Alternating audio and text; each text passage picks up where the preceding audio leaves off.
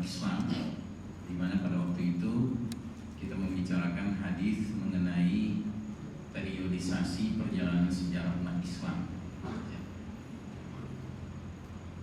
Siapa yang hadir waktu itu? Siapa yang hadir di sini? Itu hadir. Siapa nama itu? Bayat. Jadi Bayat hadir waktu materi pertama. Ada berapa jumlah babaknya? Totalnya? Total ada 5 ya. Kalau 4 di korting dulu. Jadi ada 5 ya. Dan kita sekarang di babak keberapa? Bayat babak keempat ya. Sehingga bayat belum terjadi ya. Baik. Kemudian tema yang kedua, kita sudah membahas tema bahwa kita sekarang berada di era di mana kaum muslimin mengekor kepada kaum Yahudi dan Nasrani alias the Western Civilization, peradaban Barat. Ya. Nah, hari ini kita memasuki tema ketiga, yaitu era penuh fitnah seperti sepotong malam yang gelap gulita. Ya. Jumlah pembahasan kita totalnya akan ada 8. Ya. Kalau kita disiplin, ketemunya 2 bulan sekali ya, ibu-ibu ya, menurut Kolbi ya, 2 bulan sekali, betul kan? Berarti sisa 5 lagi nanti akan selesai dalam 10 bulan insya Allah. Kalau nggak keburu kita pindah ke Baitul Maqdis karena merdeka ya, insya Allah.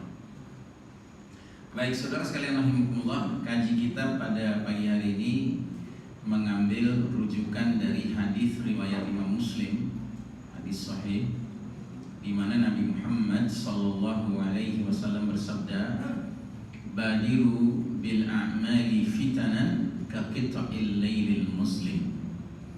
Segeralah kalian beramal sebelum datangnya fitanan, fitnah-fitnah seperti malam yang gelap gulita.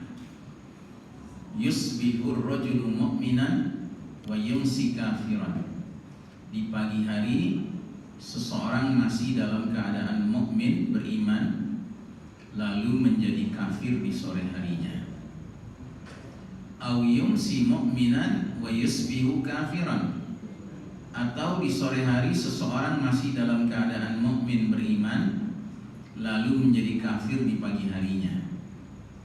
Yabi'u dinahu bi'aradin minad dunya. Dia menjual agamanya, dinnya, demi barang kenikmatan dunia. Ya, jadi ini rujukan kita mengenai zaman yang kita jalani sekarang, yang kita khawatirkan justru sangat tepat sekali digambarkan oleh Nabi dalam hadis ini. Jadi ini hadis termasuk min alamatis sa'ah ya, di antara tanda-tanda sudah dekatnya hari kiamat. Jadi istilahnya ini termasuk hadis nubuwah, hadis prediksi kenabian tentang hal-hal yang akan terjadi di masa depan. Para sahabat dulu tidak mengalami ini, kita yang mengalami sekarang. Ya. Jadi Nabi Muhammad SAW menubuahkan bahwa akan tiba suatu masa di mana sedemikian banyak fitnah melanda dunia sehingga menyebabkan kondisi kehidupan menjadi seperti malam yang gelap gulita. Jadi istilah di sini bukan fitnah tetapi fitanan.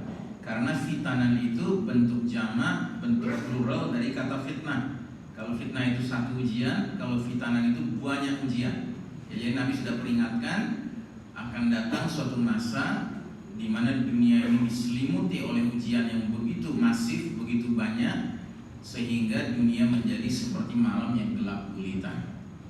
Bahkan yang lebih mengerikan, Nabi memberikan contoh gejala apa yang muncul pada masa itu.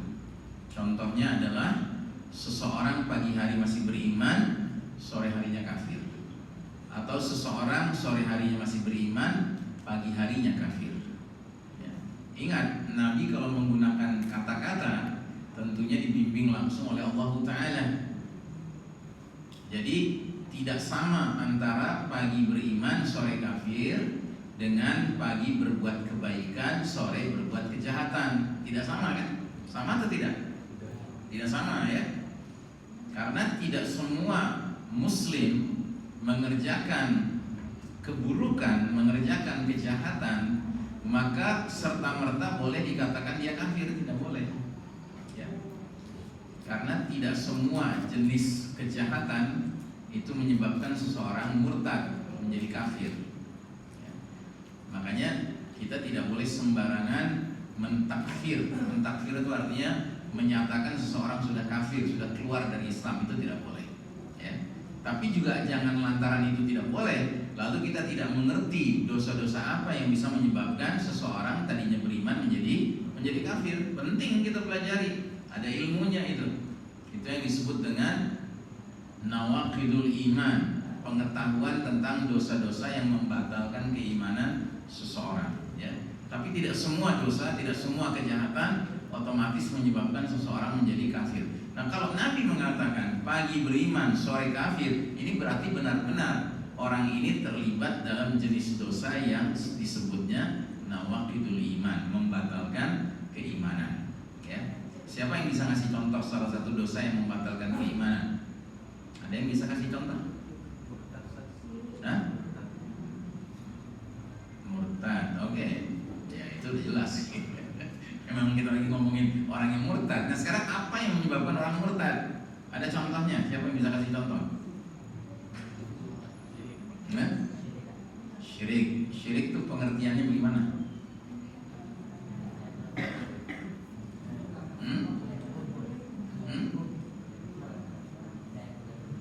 Percaya kepada dukun.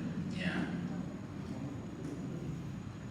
Sebenarnya percaya pada dukun juga tidak serta-merta menjadi syirik. Ya.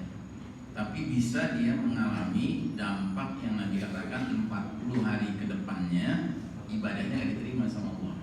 Ya. Kecuali kalau dia mempercayai dukun itu secara terus-menerus. Nah di situ dia kemudian menjadi syirik yang sampai ke tingkat batal imannya. Tapi itu contoh sebenarnya masih terlalu mudah. Kita perlu contoh yang lebih lebih banyak sekarang terjadi di zaman modern ini. Ibu-ibu barangkali ada yang tahu salah satu contoh dosa nawaqidul iman, dosa pembatal keimanan. Silakan Bu. Siapa yang mau berpendapat? Ini ngomong adik-adik bisa di sini nggak duduknya? Fungsi antum tuh duduk di depan sini adalah jadi hijab buat saya dengan ibu-ibu yang bukan istri saya, gitu, ya kan? Kalau saya nengok ke sana masih ada nggak ada apa-apa ya sama juga. Sini lagi, kan garisnya begini, garisnya. Nah, jadi enak leher saya nggak perlu kiri kanan gitu, harus ke depan. Atau ikhwan lagi ada yang bisa berpendapat apa contoh dosa yang membatalkan iman seseorang? Hah? Sesajen, oke. Ya, walaupun itu masih tradisional itu contohnya. Contoh yang modern gitu. Contoh di zaman modern ini. Ibu-ibu ada yang tahu? Ya silakan Ibu. Ya.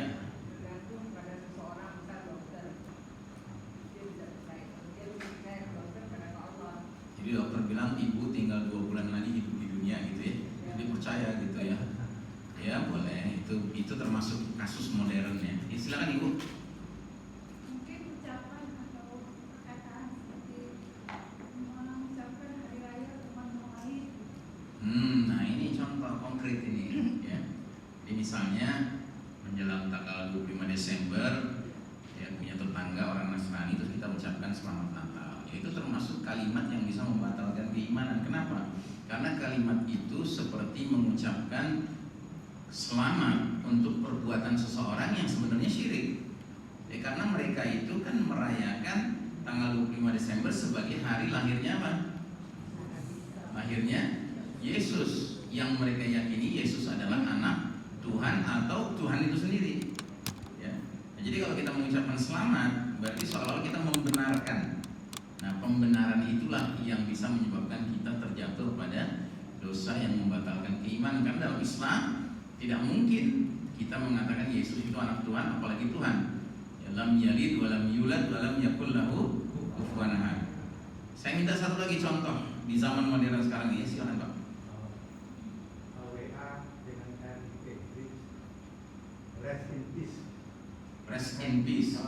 Jadi kirim pesan rest in peace gitu. Misalnya yang mati Netanyahu gitu. ya kan? Terus kita bilang rest in peace. Ya, kalau itu kalimat yang sebenarnya jatuhnya babnya belum tentu batal iman, Pak, tetapi bisa termasuk dosa yang disebut tasyabuh. Tasyabuh itu artinya meniru perbuatan orang di luar Islam, ya. Dan memang ancamannya cukup mengerikan dari Nabi, man tasyabbaha biqaumin fahuwa minhum. Barang siapa yang meniru-niru, copy paste kelakuan, tingkah, ya, kultur, kebiasaan kaum lainnya, maka dia masuk dalam kaum itu, gitu ya. Jadi in a way langsung tidak langsung bisa dikatakan juga nawakid, ya, pembatal keimanan.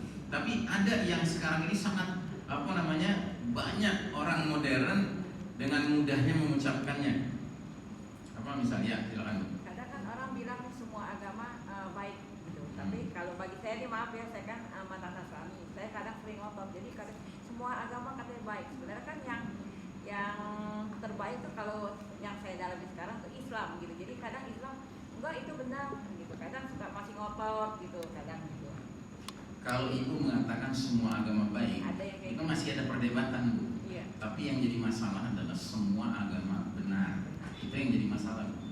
Kalau dikatakan baik itu sesuatu yang bukan berkaitan benar dan buruk. Baik itu sesuatu yang terasa enak, gitu loh, Bu. Ya.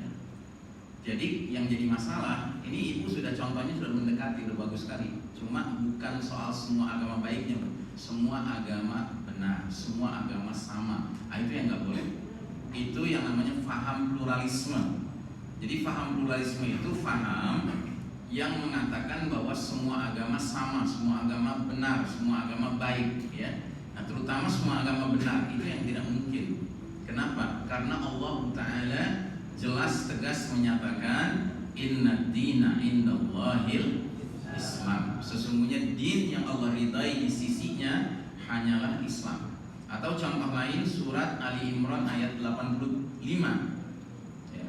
Surat Ali Imran 85 bunyinya wa may yabtaghi ghairal islami dinan falan yuqbala minhu wa huwa fil akhirati minal khasirin. Barang siapa mencari selain Islam sebagai din, sebagai agama, sebagai jalan hidup, maka sekali-kali tidak akan diterima olehnya dari Allah oleh Allah Ta'ala darinya, dan dia tergolong orang yang merugi di akhirat nanti. Jelas kan? Jelas, tidak mungkin semua agama sama, tidak mungkin semua agama benar. Tetapi ajaran ini sekarang sangat dipopulerkan, Pak, ya.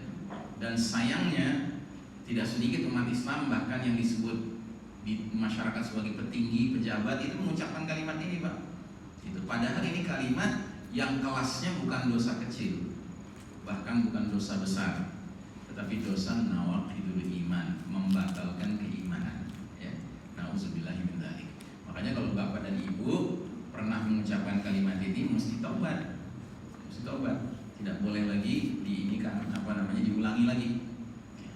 Bahkan kalau ingat dulu pernah mengucapkannya di depan forum misalnya gitu ya, maka harus mengeluarkan pernyataan. Saya dulu di forum Anu pernah mengucapkan semua agama sama, semua agama benar, semua agama baik. Dengan ini saya menyatakan ucapan saya itu batil. Saya tidak lagi menganut keyakinan itu. Nah, itu. Ya, kenapa? Karena sudah sempat tersebar kan. Nah, apalagi kalau Bapak atau Ibu adalah seorang yang berpengaruh di masyarakat, yang boleh jadi dengan ucapan itu banyak orang yang tadinya nggak seperti itu keyakinannya menjadi seperti itu. Ya, ini namanya dosa jariah kan. Nah, dosa jariah ini mesti ditaubati, dan salah satu bentuk taubatnya, alhamdulillah, kita sekarang hidup di era sosial media. Di era sosial media berarti kita punya sarana-sarana untuk mengumumkan apa-apa yang tadinya kita berpendapat A, kemudian kita cabut, kita berpendapat yang lain, kita bisa umumkan, bisa kita siarkan.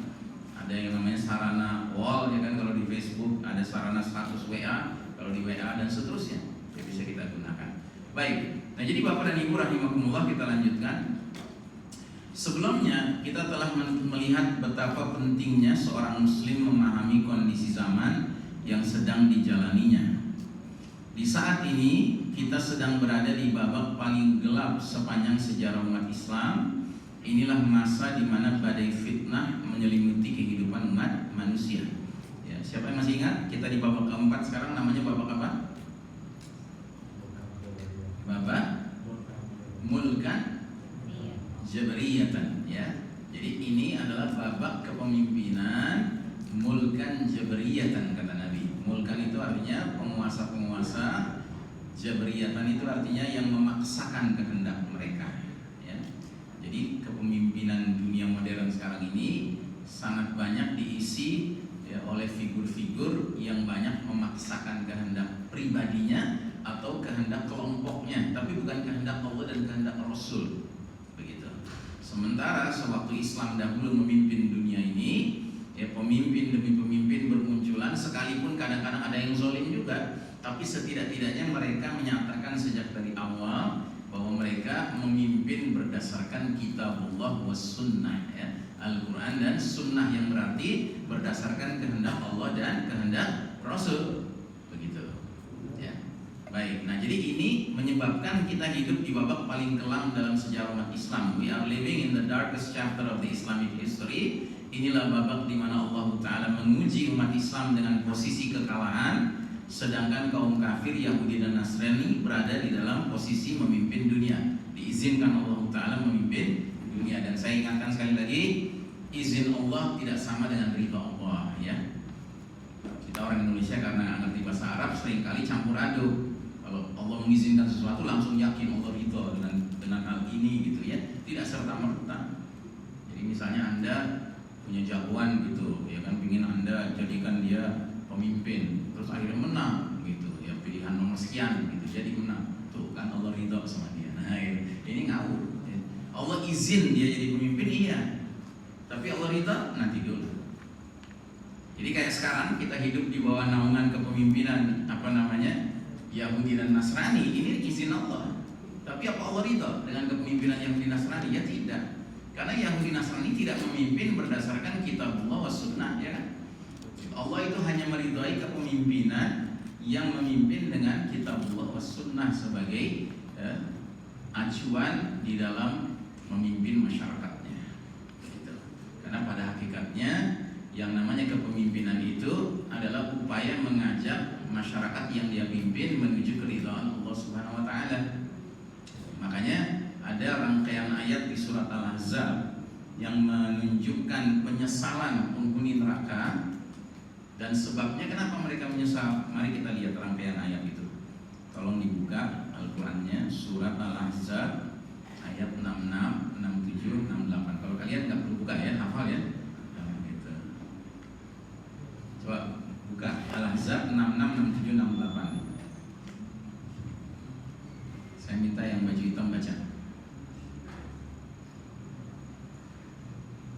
Antum baca.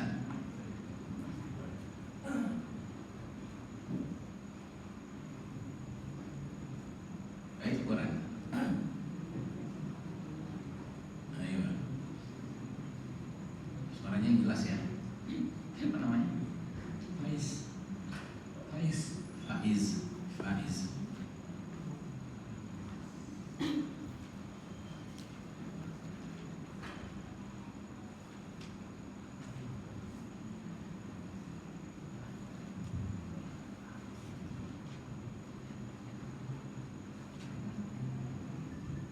Faiz baca. Al-Ahzab 66, 67, 68.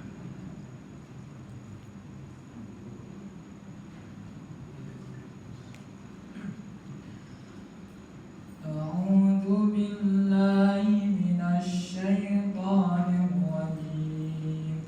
Bismillahirrahmanirrahim. Yauma tuqallabu wujuhuhum fin-nar yaquluna ya laitana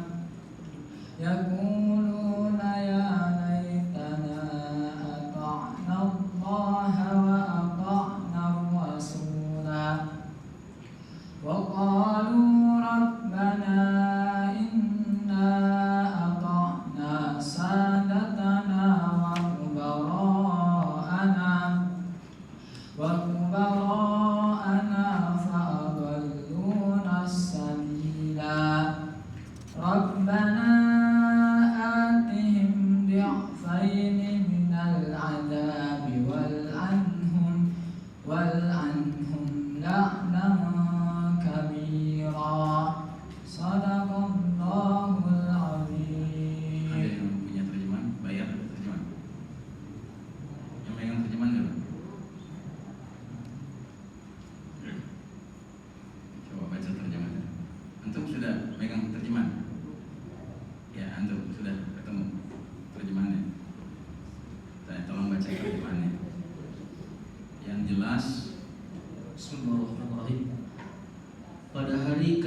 wajah mereka dibolak-balikkan dalam neraka, mereka berkata, "Wahai, kiranya dahulu kami taat kepada Allah dan taat pula kepada Rasul."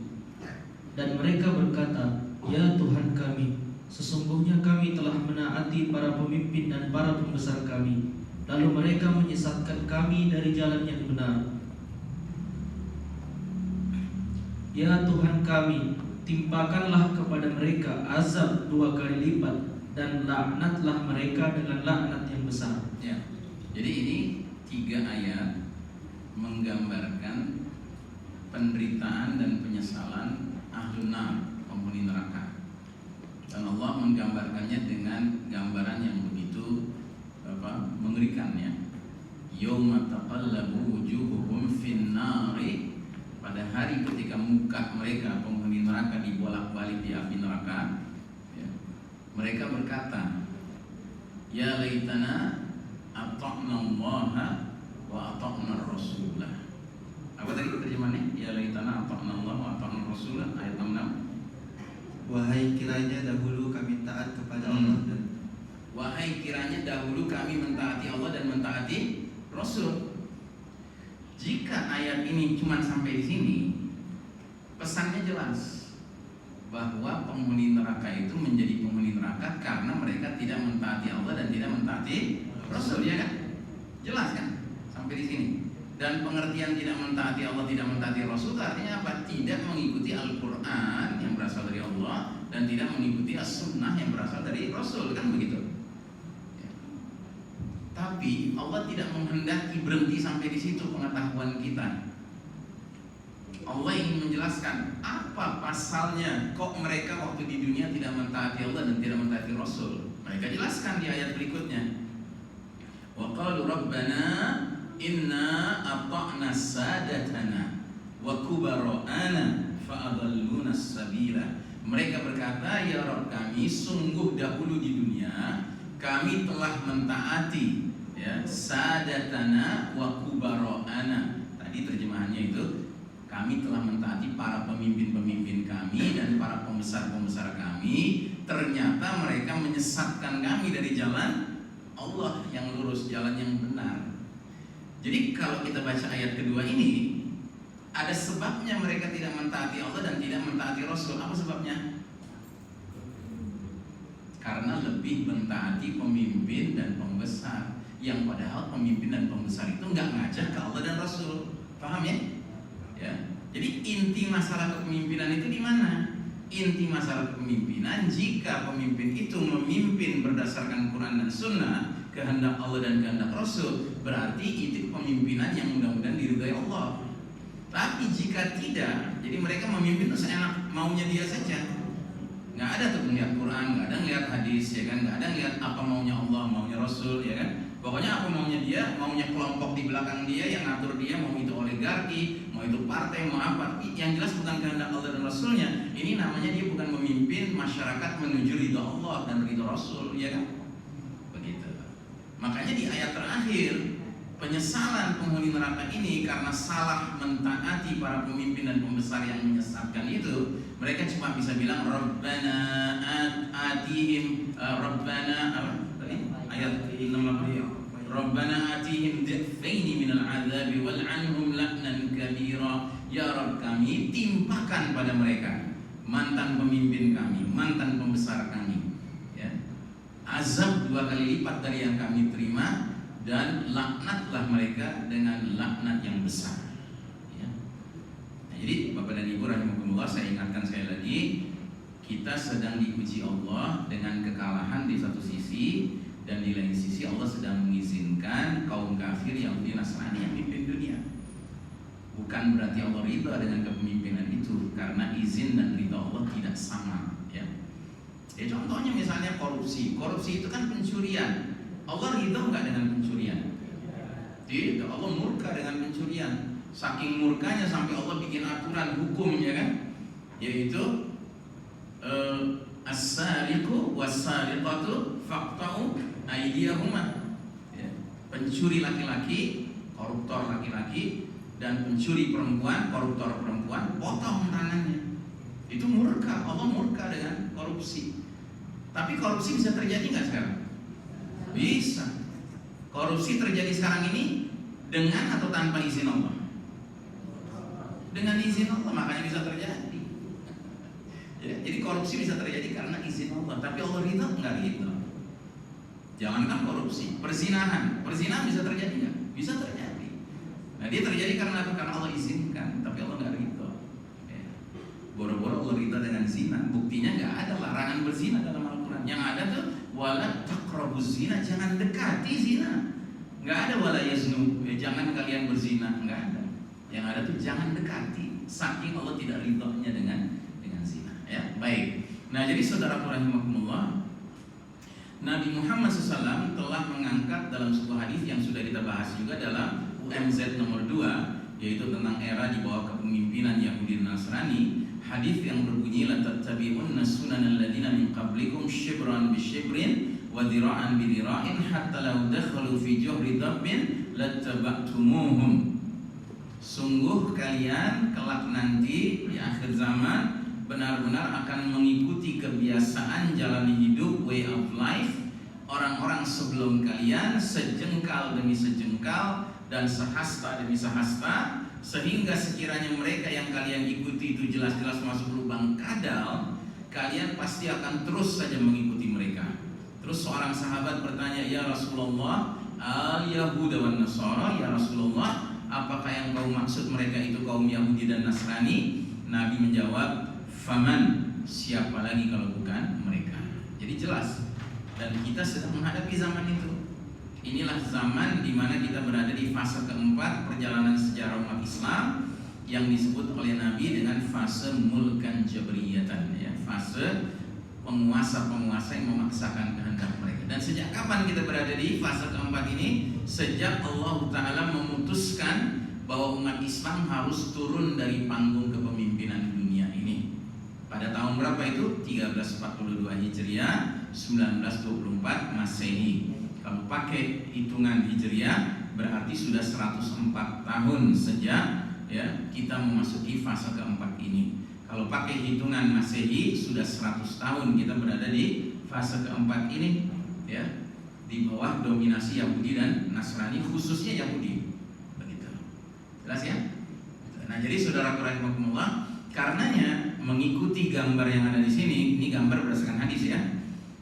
Perjalanan umat Islam itu naik turun, dan kita sekarang sedang turun di bawah garis merah. Jadi begitu kita berada di bawah garis merah, umat Islam sedang kalah, ya. Dan karena itu kita mengalami begitu banyak permasalahan sekarang. Gitu. Nah, cuman alhamdulillah ada hadiah dari Allah sejak 311 hari yang lalu. Tahu ada peristiwa 311 hari yang lalu? Nggak tahu. Oh, udah viral beritanya di mana-mana. Apa? Iya, 311 hari sudah berlangsung Ma'raka Tufanul Aqsa, ya, perang badai Al-Aqsa di Syam, khususnya di Palestina, lebih khususnya lagi di Gaza, ya. Sudah 311 hari, ya. Mesti dihitung, apalagi anak muda. Kenapa mesti dihitung? Karena si Netanyahu, tahu Netanyahu kan? Atau lebih tepatnya Setanyahu. Jadi Netanyahu ini Perdana Menteri Negara Haram Zionis Israel. Pada tanggal 7 Oktober 2023, ketika mujahidin dari Gaza melakukan penyerangan ke wilayah haram Israel, ya, dia murka kan? Dia mengeluarkan pernyataan di hadapan rakyatnya. Dia bilang Israel sedang diperangi, maka kita akan perang balik, katanya.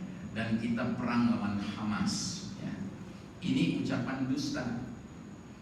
Ini ucapan dusta. Jangan ikut-ikutan kita mengatakan Israel sedang perang dengan Hamas. Israel sedang perang bukan dengan Hamas, bahkan bukan dengan Gaza, bahkan bukan dengan Palestina, tapi dengan seluruh umat Islam di seluruh dunia. Kalau kita menghayatinya seperti itu, kita merasakan kita pun ikut perang.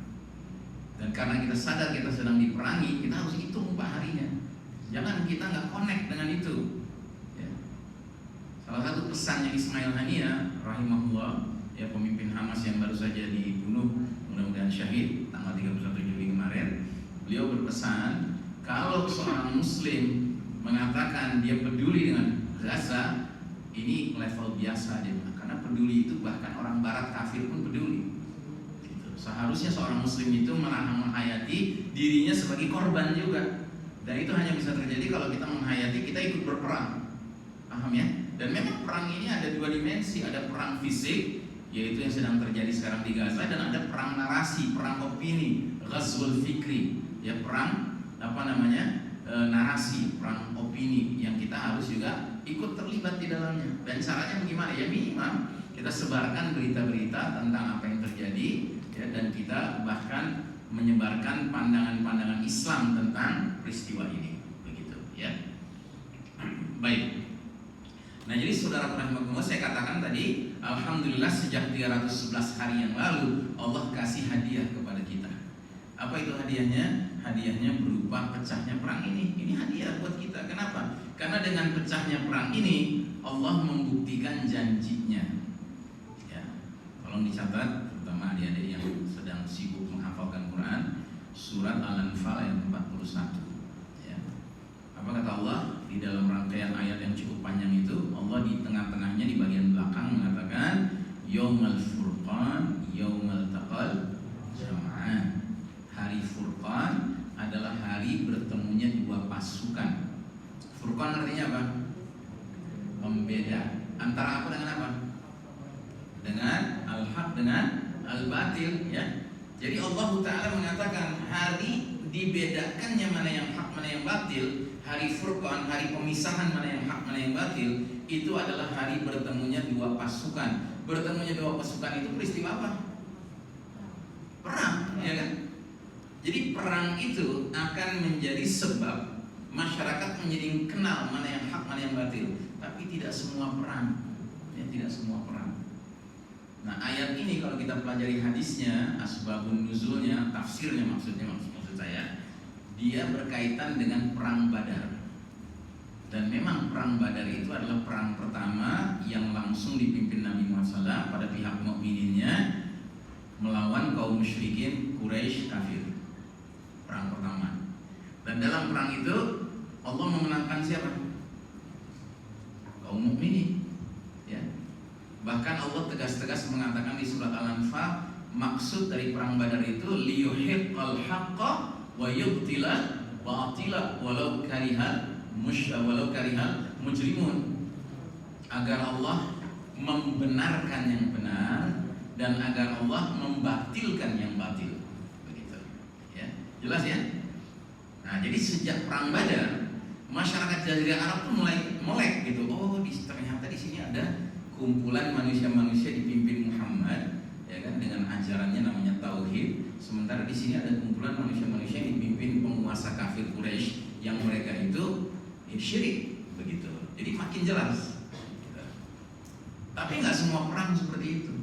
Nah, perang Ma'rakatul Fanul Aqsa termasuk salah satu perang istimewa itu, yang sejak pecahnya perang ini masyarakat dunia pelan tapi pasti makin melihat, oh ini yang terzolimi itu ini, yang menzolimi itu ini, gitu.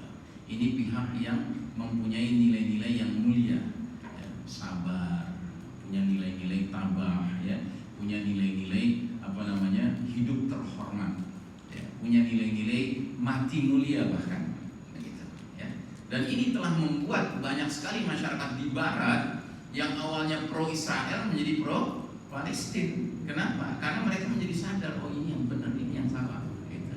Bahkan lebih jauh daripada itu, akhirnya masyarakat Barat banyak akhirnya memeluk Islam, ya kan? Gitu. Karena mereka akhirnya sampai pada kesimpulan, gak mungkin ini orang-orang Gaza ini bisa begini kecuali mereka punya satu kelebihan yang istimewa. Apa itu? Nah, bedanya kita sama orang Barat, kalau orang Barat penasaran itu nyari jawaban. Kalau kita penasaran kadang-kadang bengong aja gitu, ngomong aja biar aja penasaran, bingung gitu. Ya jangan, kita mesti jadi umat yang terbiasa. If a question arises in our heads, kalau ada pertanyaan yang muncul di kepala kita, cari jawabannya. Jangan biarkan cuma bertanya saja. Nah, orang Barat itu punya kebiasaan kalau penasaran dengan sesuatu, cari tahu jawabannya. Nah, mereka ketemu jawabannya. Rupanya warga Gaza ini akrab dengan yang namanya Al-Quran. Mereka pelajari Al-Quran. Setelah mereka pelajari, alhamdulillah mereka memeluk Islam, ya. Jadi sekarang ini dengan peristiwa Ma'rakah Tufanul Aqsa ini, dunia sedang berubah, saudaraku. Dan saya termasuk yang sangat berbesar hati, bersangka baik kepada Allah Ta'ala, bahwa perpindahan kita dari fase keempat ke fase kelima makin dekat dengan peristiwa ini. Begitu. Ya, karena apa? Karena sesungguhnya ya makin kelihatan ini yang hak, ini yang batil. Ya.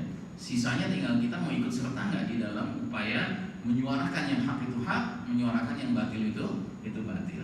Ya.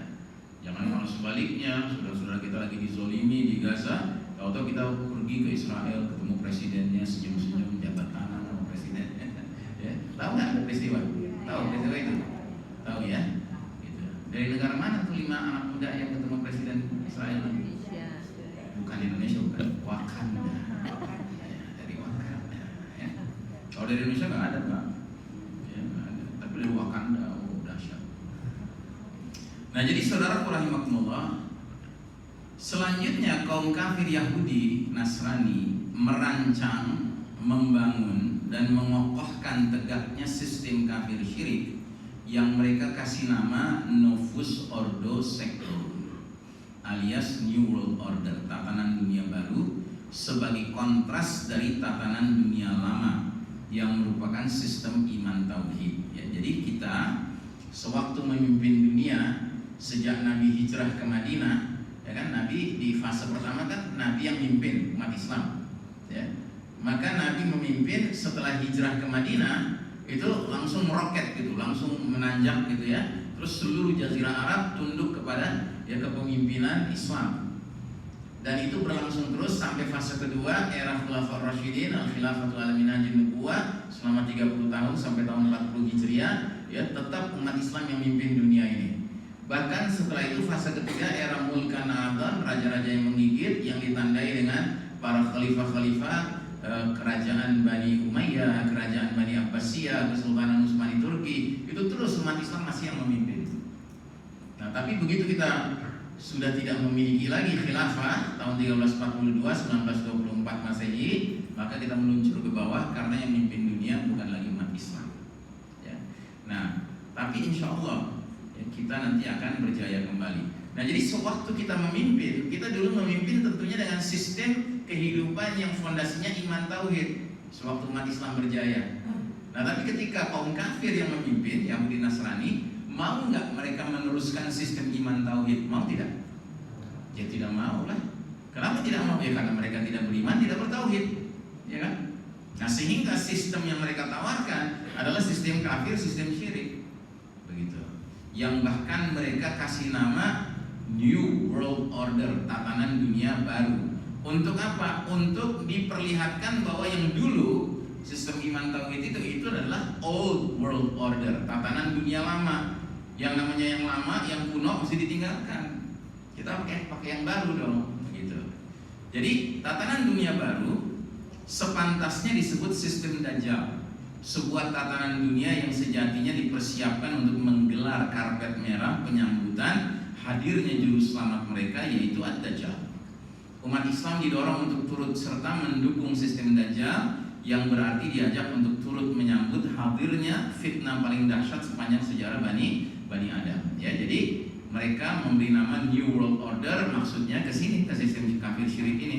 Sementara Old World Order maksud mereka adalah sistem iman tauhid. Jadi nggak boleh, kita nggak boleh nengok lagi ke belakang. Kita lihatnya ke depan aja terus. Ya, ini tatanan dunia yang baru, inilah yang keren, yang harus dipertahankan. Begitu. Dan silakannya, karena hebatnya perang opini yang mereka lakukan, kan Yahudi ini terus terang licik, Pak, cerdas sekali mereka di dalam membangun opini. Tidak sedikit umat Islam hari ini yang nggak mau nengok lagi ke belakang. Begitu nengok ke belakang langsung ditolak. Ya. Ya. Makanya ada istilah sekarang upaya untuk membuat umat Islam sendiri alergi dengan istilah khilafah. Ya. Padahal secara hadis jelas-jelas Nabi mengatakan setelah fase keempat di mana kita berada sekarang ini, fase kelima nanti adalah fase tegaknya kembali khilafah. Begitu. Ya. Ini ucapan Nabi Muhammad SAW yang tidak mungkin berbohong, tidak mungkin berdusta. Nah, jadi sistem kafir syirik ini layak disebut sistem Dajjal, dan karenanya tatanan dunia internasional yang sekarang ini katanya ya ada lembaga kelas internasional yang mengurus supaya semua bangsa-bangsa itu duduk sama rendah, berdiri sama tinggi, yang mereka sebut dengan PBB, Perserikatan Bangsa-Bangsa.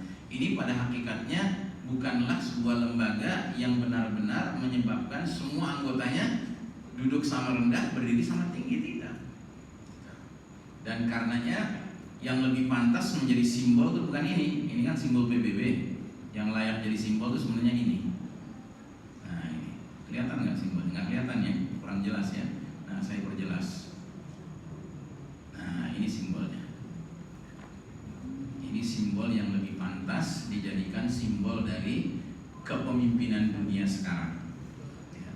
Jadi simbol ini ada di lembaran uang yang dianggap paling hegemonik di dunia hari ini, namanya dolar Amerika Serikat. Ya. Dan khusus di lembaran 1 dolar Amerika Serikat ada gambar berbentuk lingkaran seperti ini.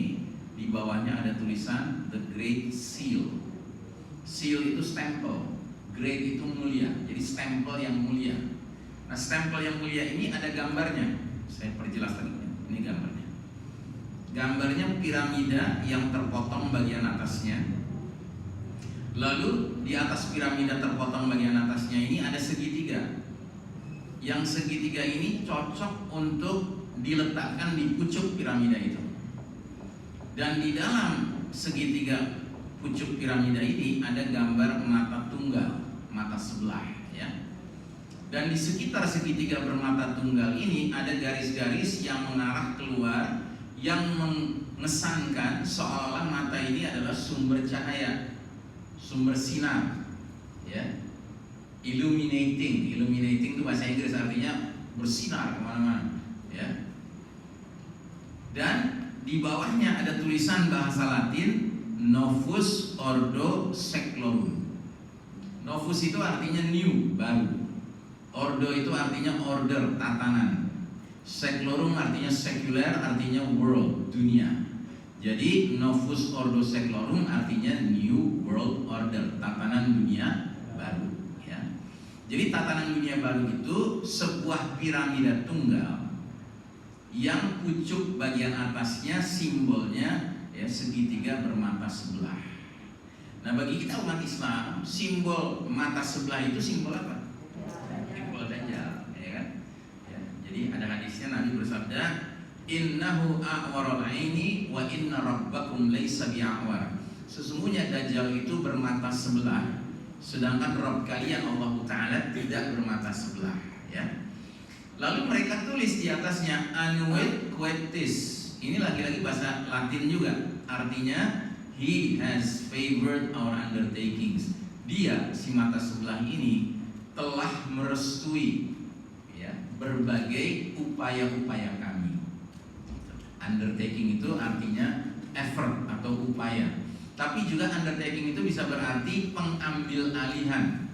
Jadi upaya-upaya pengambil alihan kami. Jadi si mata sebelah ini telah merestui berbagai upaya pengambil alihan kami. Pengambil alihan apa?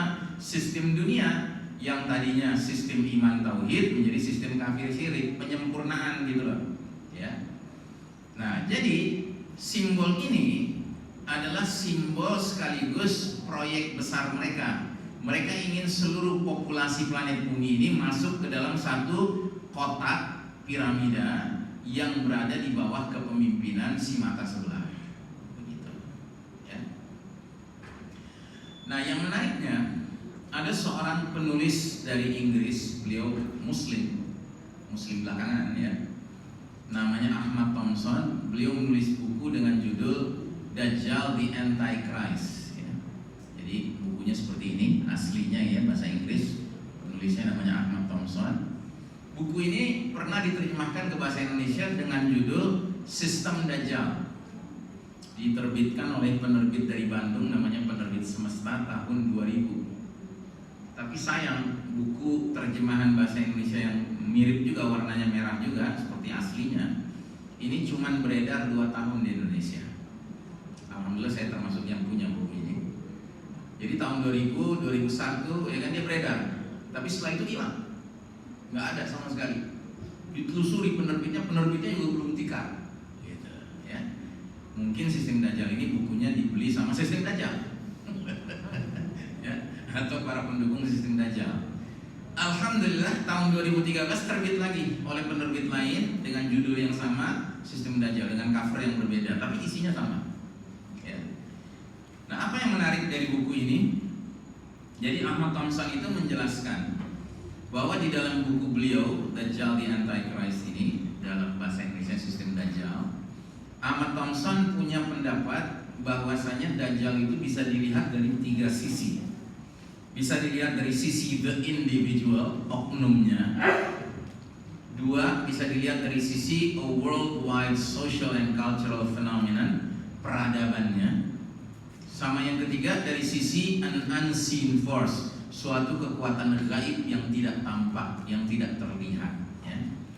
Nah, jadi kalau kita pelajari kira-kira seperti ini gambarannya. 3 aspek dari Dajjal. The individu, ya, oknumnya, oknum Dajjalnya. Inilah yang di dalam hadis-hadis Nabi banyak dibahas tentang oknum Dajjalnya.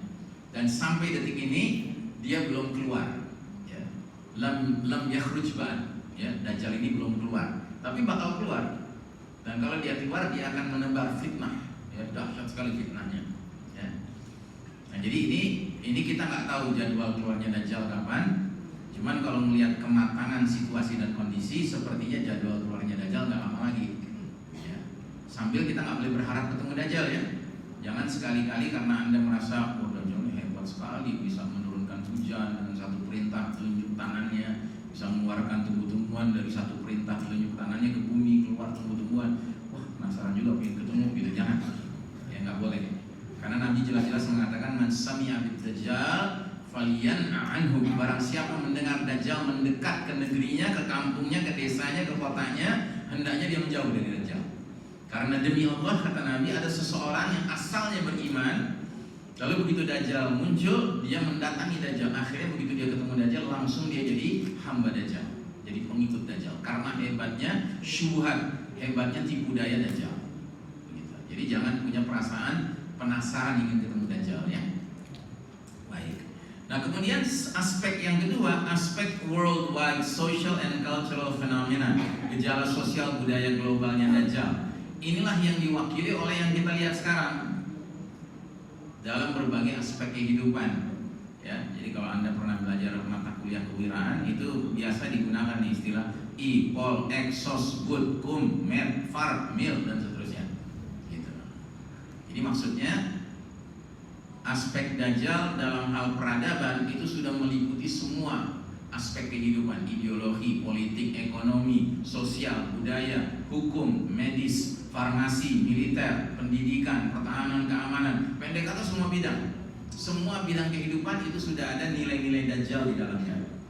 Gitu. Ya. Makanya disebut tadi apa? Anwit Queptis. Ya, bagian atas tadi Anwit Queptis, apa tadi artinya? Semoga si Dajjal itu dia merestui, meridhoi berbagai pengambil alihan kami. Gitu. Jadi diambil alih sistem ideologi yang tadinya sistem iman tauhid. Ideologi sistem iman tauhid apa? La ilaha illallah. Itu diambil alih. Mereka tanamkan ideologi lain, ideologi sekularisme, ideologi pluralisme, ideologi liberalisme, ya, dan banyak isme-isme lainnya, ya, ideologi bidang politik, ya, mereka ambil alih. Ya, selama ini umat Islam tahu kalau politik itu kedaulatan di tangan Allah, tapi kemudian sekarang orang sudah bergeser, kedaulatan di tangan, ya terserah lah siapa. Di bidang ekonomi, kita selama ini taunya ekonomi itu muamalah. Muamalah itu jual beli, transaksi jual beli. Kita bayar, kita dapat barang yang seharga. Gitu. Tapi kemudian muncul sekarang ekonomi yang kapitalisme, ekonomi ribawi, ya. Gitu. Jadi pengambil alihan. Semua bidang sudah ada pengambil alihannya. Nah, jadi saudara rahimakumullah, tatanan baru, dunia baru ini disebut sistem Dajjal karena mempunyai karakter mirip seperti Dajjal. Jadi sistemnya itu sendiri punya karakter, sifat mirip kayak Dajjal. Nabi Muhammad SAW bersabda, bila mana Dajjal nanti keluar, Dajjal akan mengklaim, mengumumkan ana rabbukum, akulah Rabb kalian. Dia akan mengklaim dirinya Rabb. Jadi ucapannya mirip ucapan siapa? Firaun, ya. Cuma Firaun lebih lagi, ya, ana rabbukumul a'la, sebagai a'la, ya kan, yang maha tinggi. Akulah Rabb kalian yang maha tinggi. Ya, nanti Dajjal juga akan mengucapkan kalimat yang serupa, ana rabbukum. Gitu. Maka mereka-mereka yang membenarkan Dajjal sebagai Rabb akan dikasih jannah sama Dajjal, dikasih surga. Surga, ya surganya Dajjal, surga dunia. Dan barang siapa mengingkari Dajjal sebagai Rabb akan dikasih nar, dikasih neraka. Neraka apa ya? Neraka Dajjal, neraka dunia. Begitu. Nah, sistem Dajjal karena dia punya karakteristik mirip kayak Dajjal juga demikian. Dalam tatanan dunia modern sekarang ini, ya, tatanan dunia baru sekarang ini, barang siapa nurut sama kemauan-kemauan tatanan dunia baru ini, dia akan mendapatkan banyak kemudahan-kemudahan.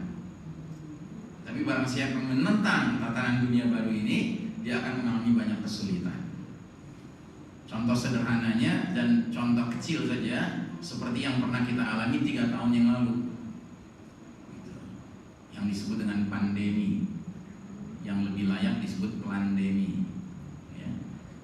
Tahu plandemi? Plandemi itu wabah yang diplan, yang direncanain. Kalau pandemi itu wabah natural, kalau ini plandemi, direncanain. Gitu. Jadi waktu pandemi itu mereka sudah punya rencana, kasih dulu virusnya, nanti baru dikasih enjusnya. Tahu enjus? Tahu enjus ya?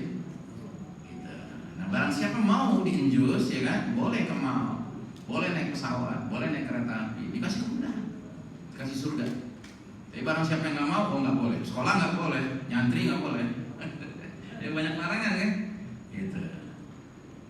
Dibikin aturan, sampai aturannya menyangkut urusan apa? Urusan sangat mendasar, yaitu sholat kita. Terus kita sholatnya jadi aneh gitu. Masjid-masjid khusus bikin tanda X gitu. Tempat buat siapa? Buat setan. Kan Nabi bilang, kalau kalian sholat berjamaah ada renggang-renggang, itu tempatnya setan. Nah itu wajib renggang. Jadi kasih X kan? Itu tempatnya setan, dimuliakan setan. Makanya di zaman itu, saya kalau datang ke satu masjid, saya sholatnya di tempat yang X itu. Karena saya mau bilang sama setan, pergi loh sana. Ini bukan tempat Tuhan, tempat orang beriman. Nah gitu. Tapi banyak di antara kita nurut, patuh, berserah diri kepada tatanan dunia baru itu.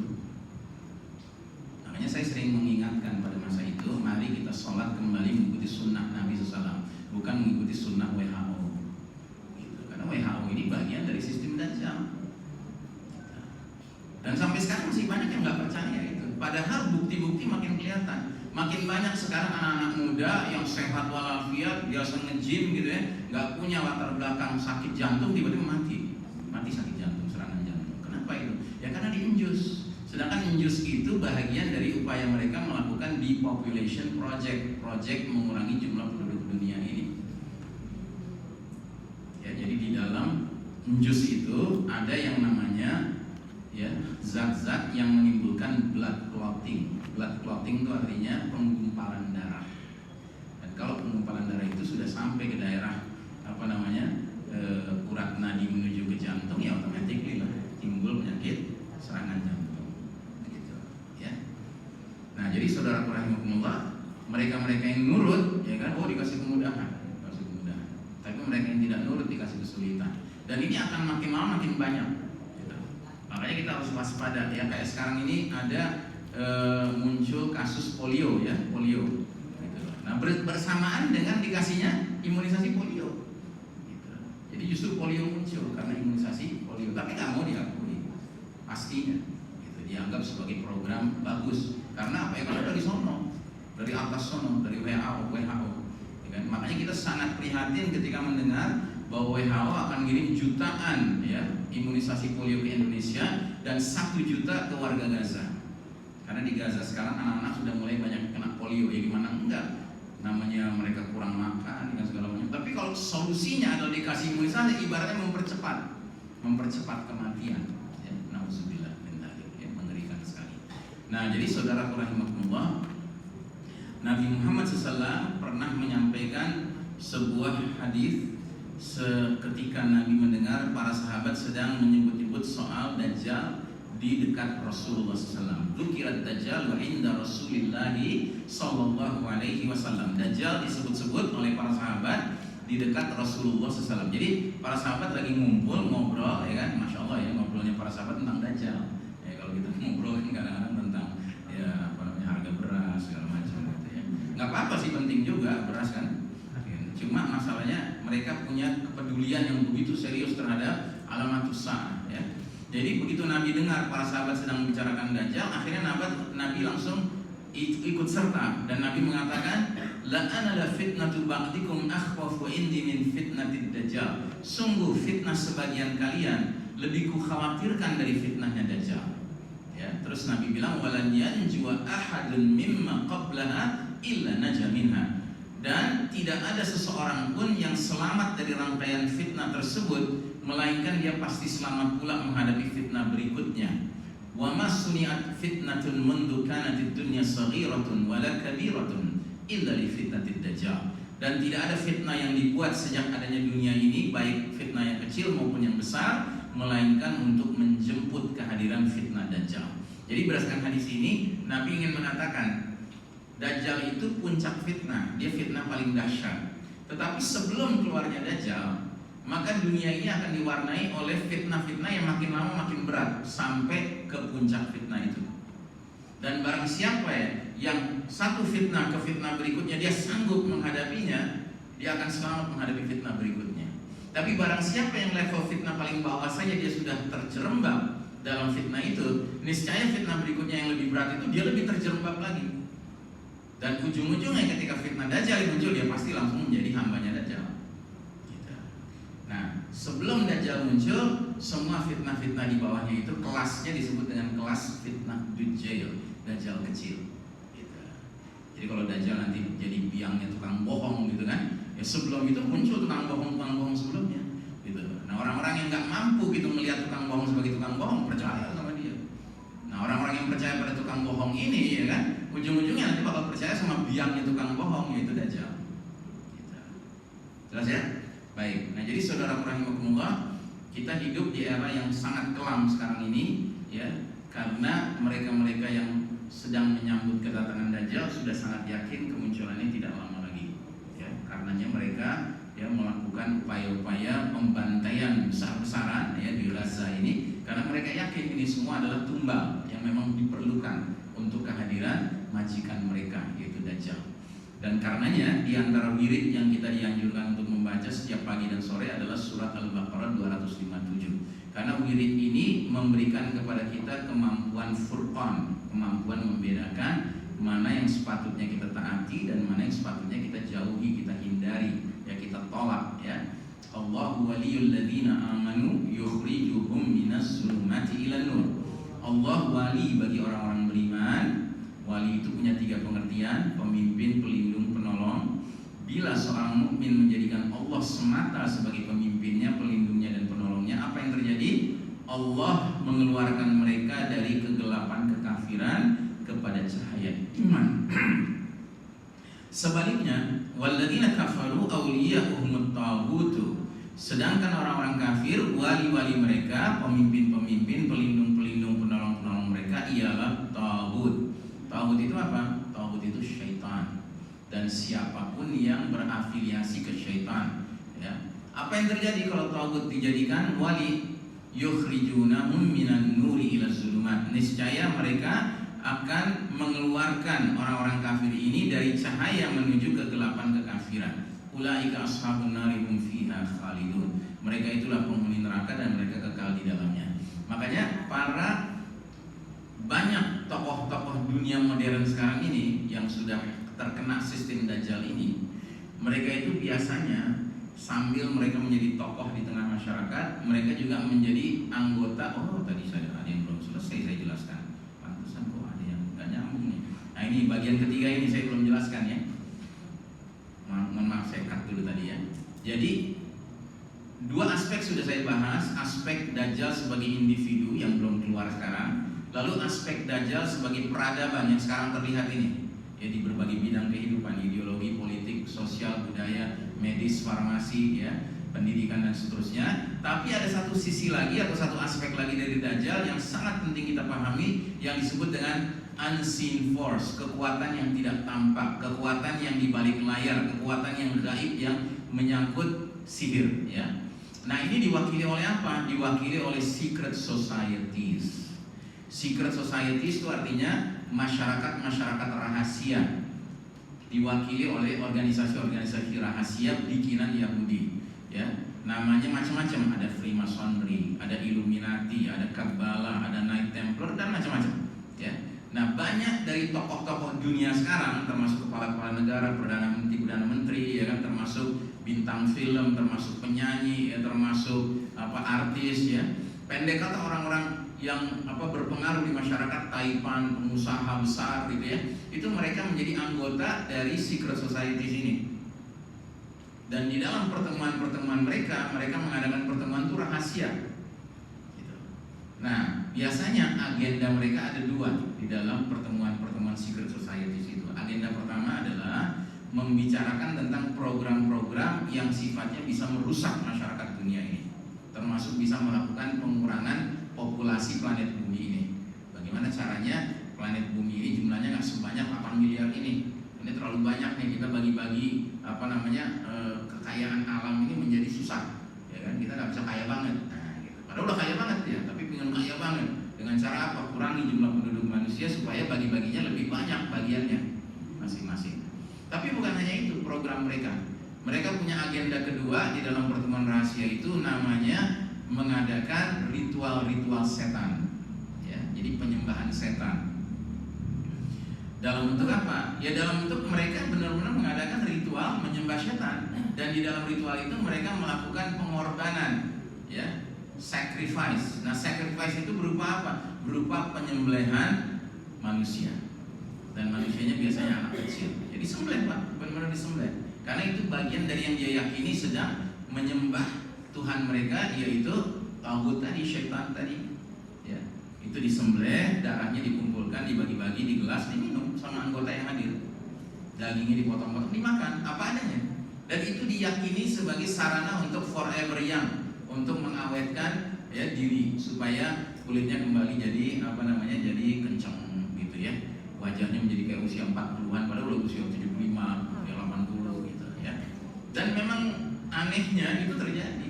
Ya namanya setan, ya kan. Nah, kita mungkin nggak paham. Lalu saya taunya dari mana? Ya taunya dari mantan anggota yang tobat. Ya, jadi ada seorang ulama dari Lebanon. Beliau ini suatu ketika diajak untuk terlibat dalam organisasi sosial. Jadi mereka ini seperti Freemasonry, Illuminati ini, dia punya organisasi di bawahnya lagi, yang organisasi ini tampil sebagai organisasi sosial. Banyak kasih bantuan ke orang miskin, ke kaum duafa, ke anak-anak yatim gitu, ya. Nah, namanya misalnya ya Rotary Club, ya Lions Club. Nah, itu kelas di luar itu. Nah, jadi si ulama ini ditarik ikut Rotary Club. Karena dia sebagai seorang ulama yang memang sangat passionate, ya, di dalam memperhatikan anak yatim, orang miskin, ya kan. Akhirnya dia diangkat, naik posisinya, ditawarkan untuk ikut Freemasonry. Jadi ikut ke level secret societies. Nah, karena dia merasa naik pangkat, ya kan, kenapa tidak gitu kan, dia ikut. Nah, ternyata waktu dia ikut, dia itu dibaiat, ya, dilantik, ya. Dan dalam pelantikannya itu ada lafal pelantikannya yang sesuai dengan keyakinannya. Dia Muslim, maka dia dilantik berdasarkan Quran. Maka syahidnya atau saksinya itu Quran, ya. Jadi dilantik, dapat kartu anggota Freemasonry level pertama. Nah, terus dia ikut tugas-tugas, dia jalankan dengan baik. Akhirnya naik ke level kedua, dilantik lagi. Nah, ketika dilantik di level kedua, nambah saksinya. Karena udah level kedua kan, ada Quran, ada bunga mawar. Ikut lagi, ternyata dia naik lagi, dipercaya lagi, naik dia ke level ketiga. Nah, di level ketiga waktu dilantik nambah lagi, ada Quran, ada bunga mawar, ada pisau belati. Terus level 4 nambah saksinya 4, level 5 saksinya, 6 saksinya. Nah, ketika level ke-7 ternyata saksinya 6. Karena apa? Berkurang 1. Qurannya nggak ada. Tapi dia masih ikut. Dan ternyata dia naik sampai level 30, ya. Nah, level tertinggi itu level 33 dan orang tidak bisa jadi anggota level 33 kecuali dia berdarah Yahudi. Kalau berdarah selain Yahudi mentoknya level 32. Nah, dia sampai 30. Nah, di level 30 itu waktu dia dilantik, dia harus melafalkan teks baiatnya, teks pelantikannya itu dengan kalimat in the name of Lucifer, atas nama iblis saya bergabung dengan organisasi ini. Baru sadar dia, waduh, iblis, wah ini hizbus syaitan ini partai syaitan ini, bukan hizbullah ini bukan partai Allah ini. Maka dia lari, dia keluar. Nah, lagi dia dalam pelarian itu dia tulis buku judulnya Gerakan Freemasonry. Dia ungkap, ya. Makanya Bapak dan Ibu, jangan Anda kira yang mimpin dunia ini orang baik-baik sekarang ini. Nah, yang mimpin dunia sekarang ini banyak yang jadi abadat tagut, ya kan? Hamba-hambanya tagut, hamba-hambanya syaitan. Dalam arti sebenarnya, bukan dalam arti ya sekedar ngira-ngira kayak apa syaitan. Enggak, mereka mengadakan ritual penyembahan syaitan gitu loh. Makanya dunia kacau sekarang ini, ya. Dan salah satu bukti nyata syaitan itu ya Netanyahu. Itu Netanyahu satu bukti syaitan, ya kan, udah terang-terangan dia melakukan pembantaian anak kecil, kaum wanita tanpa belas kasih, tapi dengan ringannya dia mengatakan enggak ada. Ini semua bela diri. Begitu, ya. Nah, karenanya saudaraku rahimakumullah, di antara solusi menghadapi situasi ini adalah mari kita ajak dunia ini dari kegelapan menuju cahaya melalui apa? Melalui sarana yang Allah sudah berikan yang disebut dengan al-wahyu, Al-Quran, ya. Alif Lam Ra, kitabun anzalnahu ilaika litukhrijan nasa minaz zulumati ilan nur bi'izni rabbihim ila siratil azizil hamid. Alif Lam Ra, Al-Quran ini adalah kitab yang kami turunkan kepada engkau Muhammad SAW agar engkau keluarkan manusia dari gelap gulita kepada cahaya terang benderang dengan izin Rabb mereka, yaitu menuju jalan Allah yang maha perkasa lagi maha terpuji. Jadi Nabi Muhammad SAW dahulu juga menghadapi zulumat, ya, kegelapan, zulumatil jahiliyah di masa itu. Sekarang kita pun menghadapi zulumatil jahiliyah al-mu'asirah, kegelapan jahiliyah modern, ya. Nah, solusinya tetap sama, Al-Quran. Makanya di antara umat Islam yang sampai dipercaya sama Allah untuk berada di front terdepan menghadapi musuh-musuh Allah yang paling utama itu Yahudi adalah bangsa Gaza. Karena bangsa Gaza ini udah matang hubungannya dengan Al-Quran, ya. Anda harus tahu orang Gaza itu hampir setiap keluarga bukan hampir, di setiap keluarga mesti ada minimal satu orang hafiz 30 juz, Pak. Ya, itu sudah menjadi ini mereka, ya, standar mereka. Dan bahkan mujahidin dari Brigade Al-Qassam itu syaratnya kalau mau berada di front terdepan harus hafal 30 juz. Ya, jadi keakraban mereka dengan Al-Quran luar biasa, Pak. Makanya Allah yang memberi kepercayaan pada mereka ngadepin musuh kita yang paling berat ini yaitu Yahudi, ya, mereka langsung, ya, dan mereka menunjukkan kesabaran mereka sampai detik ini. Nah, kita semua harusnya banyak merasa berutang budi sama saudara-saudara kita di sana itu, ya. Baik, saya cukupkan sampai sekian. Mudah-mudahan apa yang saya sampaikan ini tidak membuat ibu-ibu di belakang, bapak-bapak tidur nggak nyenyak, makan nggak kenyang, ya.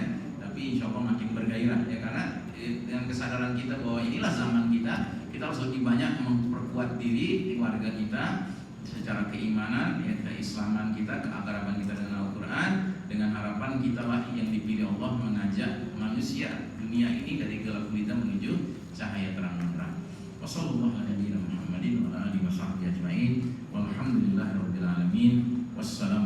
warahmatullahi wabarakatuh. Waalaikumsalam warahmatullahi wabarakatuh. Syukran Ustaz. Sebagaimana tadi yang telah Ustaz kita sampaikan, sangat banyak dari segi kepemimpinan, kemudian dari order sekularum, kemudian sistem sampai kepada fitnah dajjal yang berlandaskan kepada Al-Quran dan As-Sunnah. Jadi kalau dalam bahasa kuliah kami itu apa yang tersampaikan itu daging semua. Artinya sesuatu yang baru kami tahu. Jadi mungkin ada beberapa hal-hal unek atau pertanyaan-pertanyaan yang Bapak Ibu hadirin simpan dari awal bisa ditanyakan langsung kepada Ustadz kita, baik itu dari materi pertama sampai kepada materi terakhir kita ini. Mungkin ada yang Bapak Ibu mau tanya.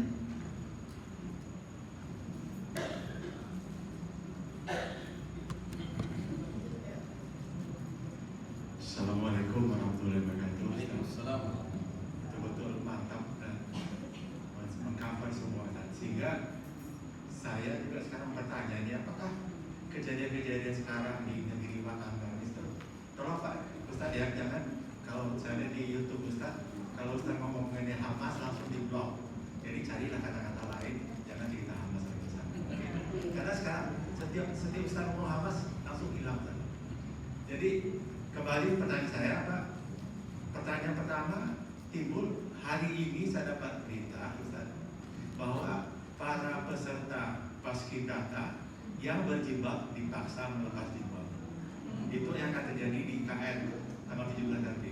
Dan itu sudah heboh kan? Ada beberapa provinsi protes. Yang kedua, saya juga dapat berita bahwa ustadz-ustadz yang ada sekarang dilarang membahas khilafah. Itu apa terkait juga dengan kejadian akhir zaman ini juga. Yang ketiga nih, ada lagi sekarang lebih menggejala bikin tumpeng Ustaz. Tumpeng, tunggangan di puncak atas dikasih telur dalamnya.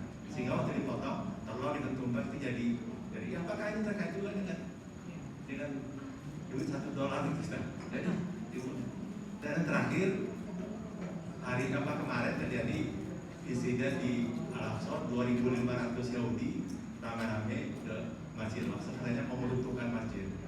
Ya mungkin Ustaz bisa bahas itu Ustaz. Terima kasih sampai. Ya, untuk pertanyaan pertama, sejujurnya saya baru dengar juga nih Pak, bahwa para tim paskibraka untuk peringatan HUT di tahun ini di IKN itu yang berjilbab diharuskan mencopot jilbabnya, begitu. Ya alhamdulillah, itu makin jelas kan, bahwa ini kebatilan yang sedang berjalan, ini kebatilan. Karena siapapun sekarang udah istilahnya umat Islam udah banyak yang paham bahwa berjilbab itu kan satu keharusan karena menutup aurat kan. Gitu. Dan kita doakan saja mudah-mudahan tim paskibraka ini tidak ada satupun yang rela untuk menanggalkan jilbabnya, memperlihatkan auratnya, ya, demi mentaati aturan yang batil ini. Gitu, ya. Ya artinya ini sejalan semua sih, semuanya online gitu, termasuk online dengan PP berapa tuh 38 yang tentang bagi-bagi kontrasepsi, ya kan, semua online gitu, ya. Dan yang kita sayangkan adalah bahwa mereka-mereka yang sebenarnya punya pengaruh, punya formalitas kekuasaan, otoritas, tidak bergerak, tidak mengeluarkan sikap yang semestinya. Jadi seolah-olah semuanya tunduk patuh berserah diri saja kepada kezaliman-kezaliman yang terjadi ini, ya. Ini kita sayangkan. Tapi ya kita doakan saja. Mudah-mudahan para akhwat yang diharuskan mencopot jilbab ini lebih memilih untuk menjaga keimanannya daripada mematuhi aturan yang sifatnya tidak mendatangkan keridhaan Allah. Makanya tadi saya katakan di surat Al-Ahzab itu Allah gambarkan penghuni neraka itu sebenarnya nyeselnya mereka nggak taat pada Allah dan Rasul, tapi lebih taat pada pemimpin dan pembesar.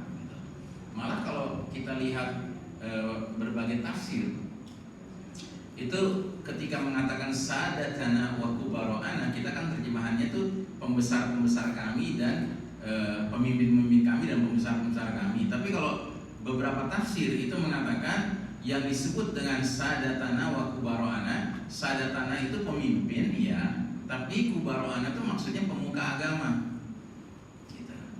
Karena dalam satu hadis pernah Nabi jalan bersama sahabat Abu Dzar Al-Ghifari, tiba-tiba Nabi mengeluarkan pernyataan, la ghairud dajjalu akhwafuni ala ummati, sungguh ada selain Dajjal yang kukhawatirkan menimpa umatku. Mendengar kata-kata ini, Abu Dzar itu terkejut. Kenapa terkejut? Karena dia tahu Rasul pernah menjelaskan bahwa Dajjal itu merupakan puncak fitnah, fitnah yang paling dahsyat. Tiba-tiba Nabi bilang, ada selain Dajjal yang kukhawatirkan menimpa umat ini. Berarti kan ini ada sesuatu yang mengkhawatirkan. Padahal dia bukan puncak fitnah, tapi mengkhawatirkan bagi umat ini, kata Nabi. Akhirnya Abu Dzar langsung bertanya, ya Rasulullah, apa itu selain Dajjal yang kau khawatirkan menimpa umat ini? Terus Nabi mengatakan dengan kata-kata yang sederhana sekali, a'immatan mudillin, aku khawatirkan imam-imam yang menyesatkan. Nah, imam yang menyesatkan ini ternyata maknanya dua, pemimpin di masyarakat dan pemuka agama ulama su, ya ulama yang buruk, ya bukan ulama yang khair. Ulama itu terbagi dua Pak, ada ulama khair, ada ulama su. Ada ulama yang baik, ulama yang antara ilmunya dengan kelakuannya itu sejalan. Tapi ada ulama su ini antara ilmu dengan amalnya itu bertentangan, berseberangan jalan. Dan dia sekalipun punya banyak ilmu, tapi dia tidak mengarahkan umat ini untuk berpihak pada yang benar. Jadi misalnya dia tahu sesuatu itu haram, tapi dia berani mengatakan ini halal. Nah ini ulama su. Nah jadi apa yang Bapak sampaikan itu ya ini memprihatinkan di satu sisi, tapi bagi saya ini sebenarnya bagus. Karena apa? Jadi makin jelas gitu. Ya umat ini makin sadar gitu bahwa yang sekarang merasa punya otoritas ini sesungguhnya tidak al-haq, tidak di atas kebenaran Pak, tapi di atas kebatilan ya. Terus pertanyaan kedua tadi soal apa? Dilarang untuk membahas khilafah. Oh iya, itu udah lama Pak, udah lama. Itu semenjak seingat saya dulu pernah ada Panglima Tinggi TNI yang memang mengharamkan untuk membicarakan khilafah. Ya udah lama Pak.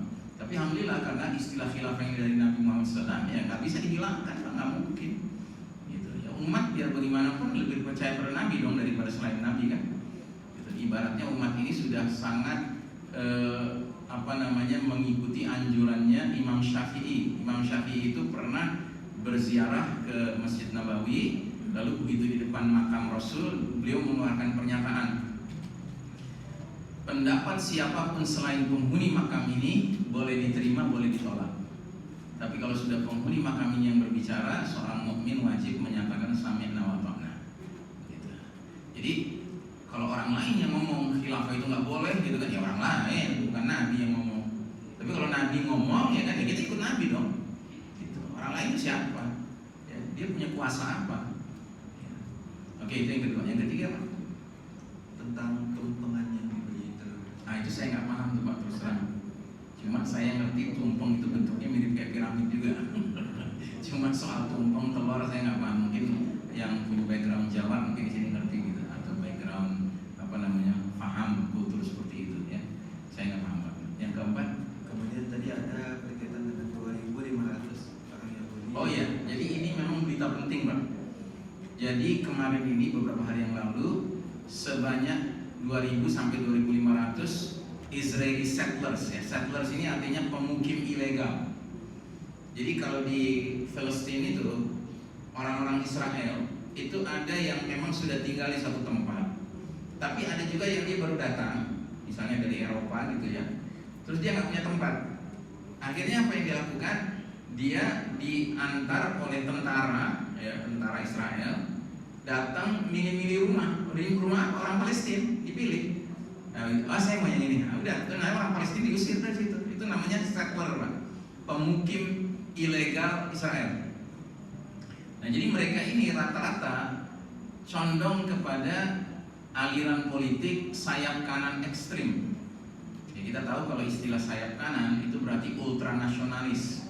Ya, dan kalau ultranasionalis itu artinya dia condong menjadi rasis, ya, sangat rasis. Pokoknya Israel minded banget gitu. Dan semua yang di luar Israel itu harus kalah sama Israel, kan begitu. Nah, jadi langsung dipimpin oleh tokoh sayap kanannya bernama Ben Gvir, ya. Dia ini memimpin 2.500 Israeli settlers ini langsung merangsek masuk ke Masjidil Aqsa dan melakukan ritual-ritual Yahudi di situ. Dan pada hari itu semua Muslim yang mau sholat di Masjidil Aqsa itu dilarang masuk. Mereka masuk. Dan ketika dia diwawancarai, ditanya, dia bilang, ya kami memang melakukan ini karena kami ingin merubah persepsi yang ada selama ini. Jadi selama ini ada aturan internasional bahwa wilayah Islam itu hanya untuk umat Islam, ya, beribadah. Wilayah Yahudi, tembok ratapan itu wilayah Yahudi. Kemudian wilayah Nasrani itu gereja skulptural, gereja yang paling mulia bagi mereka, ya kan? Ini sudah aturan yang berlangsung berabad-abad, Pak. Tapi dia sengaja memprovokasi untuk melakukan ini karena dia bilang saya ingin merubah ini, gitu. Dan memang kita ini harus mengalahkan Hamas sampai ke titik Hamas itu berlutut, katanya begitu. Ya, jadi nggak ada ceritanya kita itu nggak menang, kita harus menang. Nah, gitu. Jadi memaksakan kehendak memang. Tapi bagus ini Pak, ya. Sama mirip kayak yang soal pas Kibraka tadi, makin dia berpihak pada kebatilan terang-terangan, Allah juga akan makin menunjukkan kuasanya. Ya tinggal kita sabar aja Pak, ya dalam posisi kita yang tetap istiqomah insyaallah.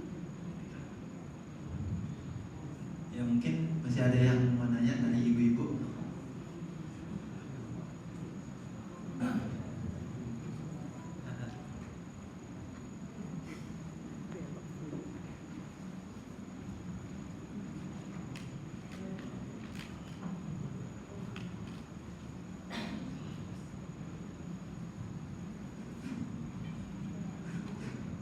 Assalamualaikum warahmatullahi wabarakatuh. Terima kasih Ustaz atas paparannya yang sangat menarik sekali.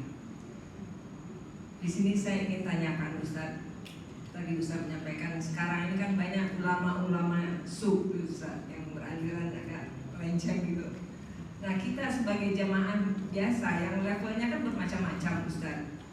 Di awal Ustaz itu ulama itu mengajarkan benar kayaknya, tapi ujung-ujungnya agak melenceng. Nah kita nyikapinya di mana Ustaz? Kita kan nggak punya kekuatan atau nggak punya gimana ya menyikapi hal-hal yang begitu kan lama-lama berbahaya juga. Terima kasih. Ya, jadi Bu, memang disinilah pentingnya di dalam upaya kita thalabul ilmu, menuntut ilmu. Kita tidak berhenti menuntut ilmu dari satu sumber saja. Kita perlu memiliki keluasan wawasan sumber-sumber, ya, sehingga dari keluasan wawasan sumber itulah sambil kita memohon kepada Allah Ta'ala, ihdinas siratal mustaqim, tunjuki kami jalan yang lurus, nanti Allah pun akan serta-merta memberikan kepada kita kemampuan furqan, membedakan. Oh ternyata ini ustadz ini ya kan sudah offside nih. Kita diberi apa namanya kesadaran ya. Kayak contohnya misalnya dulu kan ada seorang ustadz tuh yang luar biasa itu. Oh, saya ingat tuh di awal-awal dia viral sekali. Tapi kemudian belakangan ini dia sudah mulai tenggelam. Karena apa? Karena ternyata ucapan-ucapannya sudah offside. Ya seperti misalnya ucapannya yang mengatakan bahwa kalau nanti Nabi Isa AS sudah turun, ya kan, seseorang yang sujud kepada Nabi Isa karena meyakini Nabi Isa punya nilai-nilai ketuhanan itu nggak apa-apa. Ada yang pandangannya seperti itu, ya. Yang tahu, yang belum tahu ya belum tahu. Itu nanti lama-lama tahu juga. Ya, tapi yang pasti, alhamdulillah saya perhatikan lama-kelamaan si doktor ini dia doktor, gitu, ya. Ini lama-kelamaan nggak laku, gitu. Karena apa? Karena akhirnya banyak masyarakat yang akhirnya sadar ini nggak benar, gitu. Ini nggak lurus, gitu, nggak lurus. Nah, jadi begitu Bu. Makanya sekali lagi saya katakan perlu ada kebiasaan kita melakukan pencarian second opinion, third opinion, ya kan, kepada narasumber-narasumber yang memang bisa kita percayai, insyaallah taala. Seperti demikian. Ya sambil tidak lupa kita terus-menerus minta kepada Allah, karena memang kita sedang hidup di era penuh fitnah di akhir zaman ini. Jangan sampai kita mengikuti atau kita memfollow ya ulama-ulama yang kategorinya sebenarnya ya. Nauzubillah min dzalik. Maaf Ustaz, apa yang tidak ada kejelasan menjelaskan bahwa orang-orang tertentu itu jangan lagi diikutin atau diikutsertakan di dalam satu forum. Karena Sebenarnya lama-lama kan orang itu kan dia akan berputar terus, berganti terus. Nah, jamaah ini kan macam-macam levelnya Ustaz. Karena untuk diajak ikutin itu nggak semua bisa kan. Jadi begini, memang kalau kita bicara tentang idealnya ada semacam pihak yang menjadi penentu mana yang benar, mana yang salah. Idealnya memang begitu Bu. Cuma kan problema kita sekarang, kita ini laksana anak-anak ayam kehilangan induk Bu. Sadar nggak kita? Kita ini situasi kita ini seperti anak-anak ayam kehilangan induk. Sekarang saya tanya, siapa pemimpin Islam sedunia sekarang? Ada nggak? Nggak ada kan? Siapa? Erdogan. Mungkin sebagian setuju, sebagian nggak setuju. Mujahidin Afgan, ya kan? Mungkin sebagian setuju, sebagian nggak setuju, kan gitu. Ya. Karena memang kita sedang hidup di era yang paling kelam dalam sejarah umat Islam. Ini era di mana Allah menguji kita bukan saja kalah, tapi nggak ada kejelasan kepemimpinan. Ya we have no leader, nggak ada pemimpin Pak sekarang. Gitu. Oh ada Pak Ustaz, ya itu yang ngantor di Istana Merdeka gitu kan. Di mana pemimpin melowong orang pakai jilbab aja suruh copot. Gitu. Kontrasepsi malah ditawar-tawarin kepada anak remaja. Ya. Dan pemimpin itu kelayakannya itu karena apa? Karena ngajak kita ke Allah dan Rasulnya. Gitu. Nah kalau dia ngajak kita ke Allah dan Rasul, masa kita masih sebut pemimpin juga? Masa kita masih bisa menerima dia sebagai pihak yang harus kita patuhi, taati, yang benar aja. Gitu. Makanya saya katakan, kesadaran kita, urgensi ma'rifatul zaman ini menjadi sangat penting karena akan menentukan bagaimana sikap hati-hati kita menghadapi dunia yang memang sekarang ini fitnahnya sangat dahsyat sekali. Makanya Bu, kembali ke pertanyaan Ibu, saya nggak bisa memberikan satu jawaban yang cespleng gitu ya.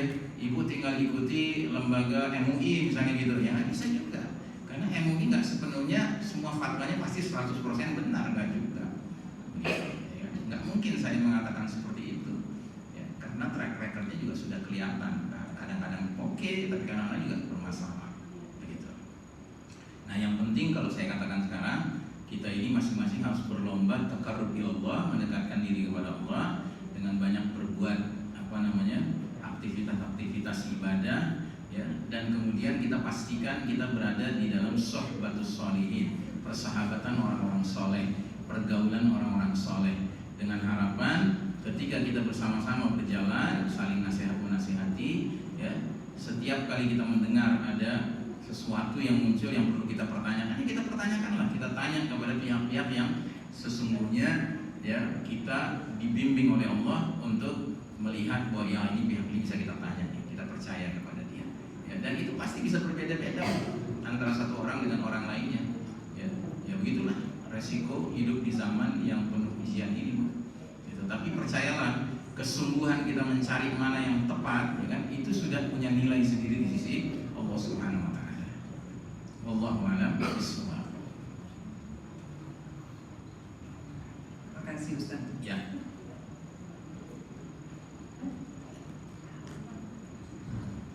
Ibu ada yang mau tanya lagi?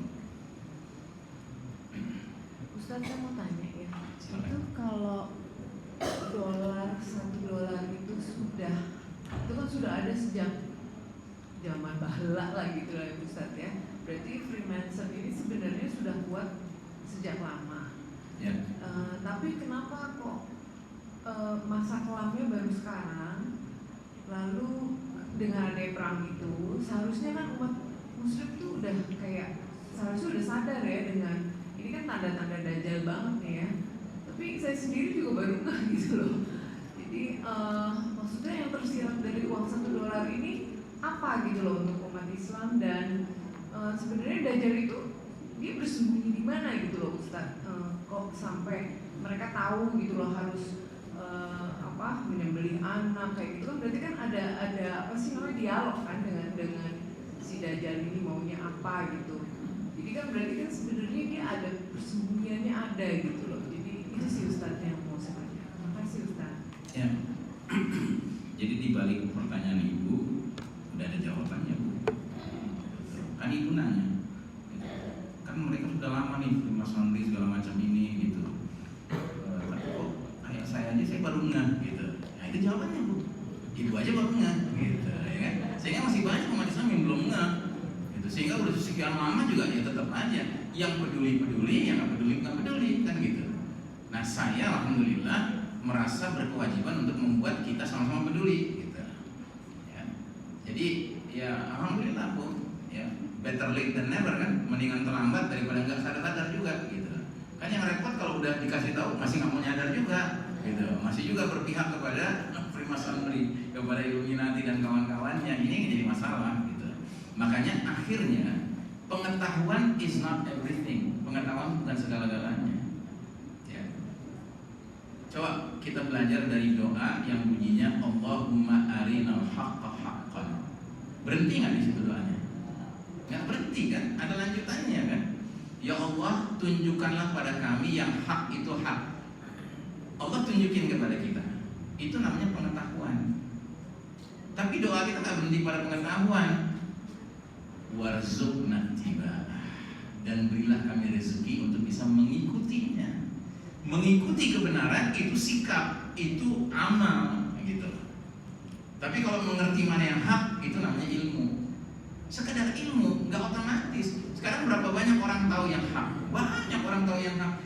ya semua orang mengikuti yang hak itu? Enggak.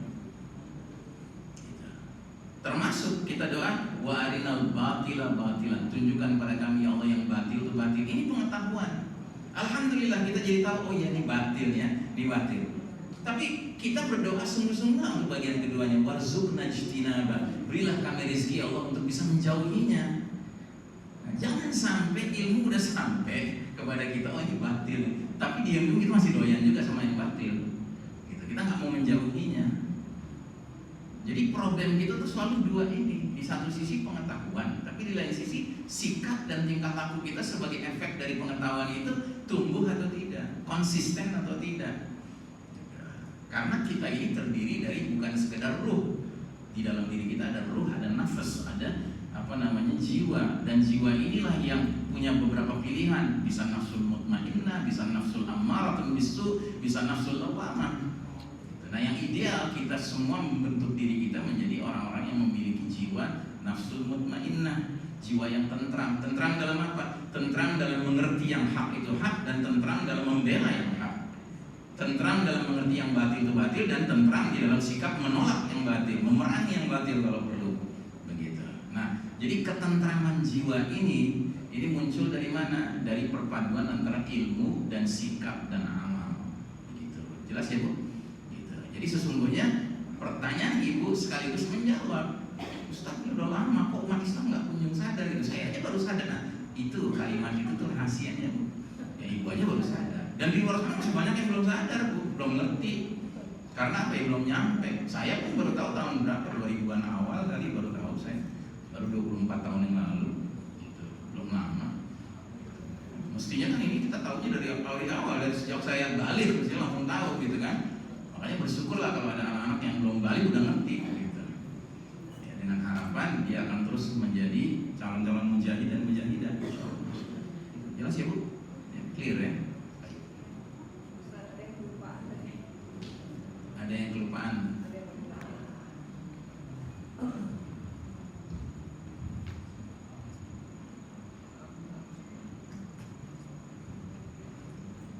Ini mengenai berdoa, Ustaz. Baik. Ketika kita berdoa, kan katanya dianjurkan yang baik-baik saja. Kalau kita mendoakan keburukan untuk pemimpin yang zalim atau orang yang jahat, itu gimana, Ustaz? Ada hadisnya yang sahih kan? Makasih. Ya, jadi sewaktu Nabi Muhammad SAW mendengar kabar bahwa ada 70 sahabat beliau yang diutus untuk mengajarkan Islam kepada kaum yang meminta untuk diajarkan Islam, dan sahabat-sahabat yang diutus ini semuanya adalah sangat istilahnya qurra, ya, ahli Quran semua. Ternyata mereka dibantai. Nah begitu Nabi mendengar mereka dibantai, sejak saat itu Nabi kalau sholat wajib 5 waktu itu mesti di rakaat terakhir membaca doa qunut nazilah, ya, yang isi doanya adalah memohon kepada Allah kehancuran bagi kaum yang telah membantai sahabat-sahabat Nabi tadi. Gitu. Jadi itu salah satu contoh bahwa Nabi pernah mendoakan sesuatu yang istilah orang awam tuh, wah, kok mendoakan laknat, mendoakan kehancuran gitu ya kan? Ya ternyata boleh kalau kita mendoakan kehancuran untuk pihak yang zalim.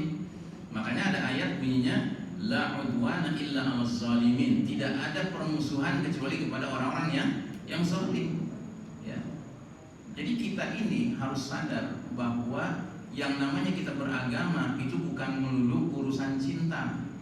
Ya, agama itu perpaduan antara cinta dan benci. Cinta kepada Allah, benci kepada syaitan, ya kan? Kalaulah agama ini semuanya love, cinta, berarti kita cinta Allah, cinta syaitan. Nggak boleh benci syaitan gitu. Makanya pasal di dalam sebuah undang-undang bikinan manusia yang namanya pasal ujaran kebencian itu harus menyebabkan orang ditangkap gitu kan. Benci apa dulu gitu. Kalau saya ngajarin ujaran kebencian tapi benci kepada tauhid, kepada syaitan, wajib itu hukumnya. Masa iya kita nggak ngajarin kepada anak kita kebencian kepada curang, kepada zolim, ya kan? Kan harus kita tanamkan pada anak kita kebencian. Nah begitu juga dengan doa, kita mendoakan kebaikan untuk orang-orang yang baik ya sudah sepantasnya. Tapi bagi orang-orang yang memang sudah jelas-jelas melakukan kehancuran di muka bumi, kerusakan di muka bumi, bahkan pembantaian, ya sudah sepantasnya orang ini juga kita harapkan hilang aja dari muka bumi. Supaya apa? Supaya berhenti pembantaiannya. Kalau memang itu satu-satunya jalan yang bisa ditempuh. Makanya Nabi nggak kurang-kurang Nabi kunut nazilah untuk kehancuran suatu kaum yang telah melakukan pembantaian 70 sahabat itu. Gitu. Makanya saya termasuk dapat hidayah katanya dikeluarkan kebaikan.